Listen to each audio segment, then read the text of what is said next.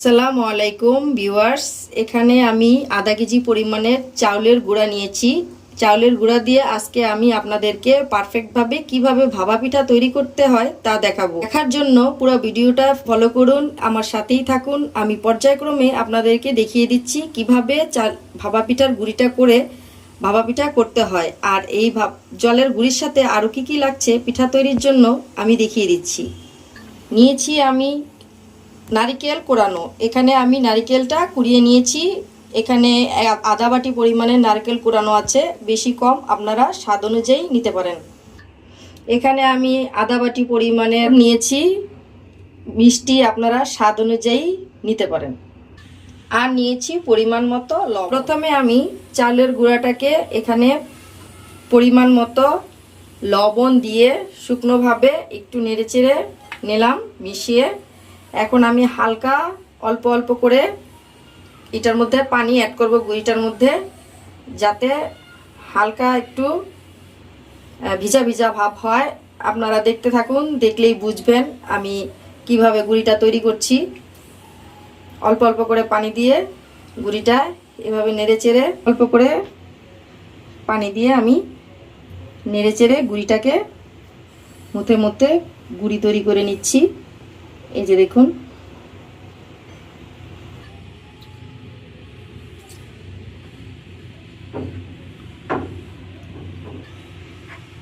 গুঁড়িটা আমি এভাবে এভাবে ছড়িয়ে ছড়িয়ে ভেজা ভেজা করে গুঁড়িটা তৈরি করে নিব। ভালো করে লবণ আর পানিটা প্রত্যেকটা গুঁড়ির সাথে মিশে এরকমভাবে আমি তৈরি করছি। এই যে আমার চাউলের গুঁড়িটা তৈরি করা হয়ে গেছে। এই যে দেখুন, আপনারা বুঝবেন কিভাবে যে চালের গুঁড়িটা যাতে মুট করা যায়।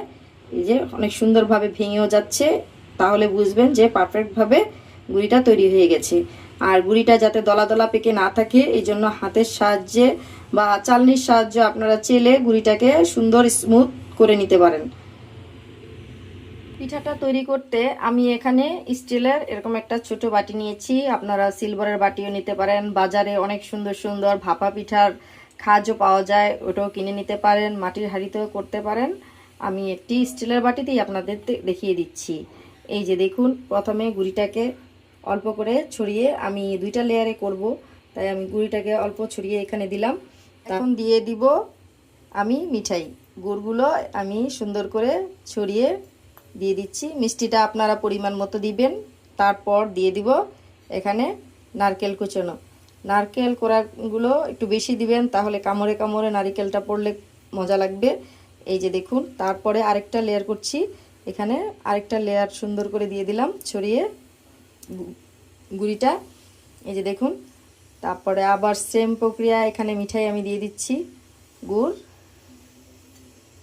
তারপর দিয়ে দিলাম নারকেল। আমি দুইটা লেয়ারে করছি। এখন দিয়ে দিব আবার চালের গুঁড়ি। এখানে চালের গুঁড়িটা দিয়ে হালকা হাতে একটু চেপে দেব।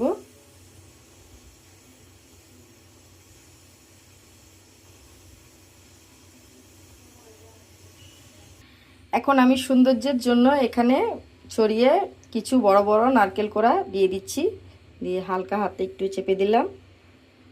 এই যে হয়ে গেল আমার পিঠাটা তৈরি। এখানে আমি একটি পরিষ্কার সুতি কাপড় নিয়ে নিয়েছি। এখন পিঠাটা আমি এভাবে ভাপে দিব। এই যে এভাবে হয়ে গেল। এখন আমরা ভাপে চলে যাই।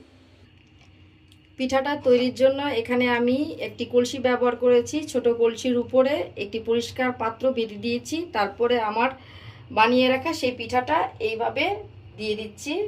নিচে পানিগুলো গরম ফুটে গেছে, এভাবে দিয়ে আমি পিঠাটা আস্তে করে উঠিয়ে নেব। এই যে দেখুন, আমার পিঠাটা সুন্দরভাবে উঠে এসছে। এখন আমি এটা ঢেকে দিয়ে এভাবে ঢেকে একটি সরা দিয়ে এভাবে ঢেকে দিব। 10 থেকে 15 মিনিট ভাপে রাখবো। পিঠাটা আমার মনে হয় হয়ে গেছে, আমি একটু দেখে নিচ্ছি। এই যে দেখুন পিঠাটা, এই যে দেখুন ধোয়া উঠছে। আমি চুলায় দেখে একটু হাত দিয়ে চেপে দেখবেন, যদি হাতটা লেগে যায় তাহলে ভাববেন যে হয়নি। দেখুন আমার হাতটা স্প্রিং করছে। এই যে দেখুন, এই যে হয়ে গেছে।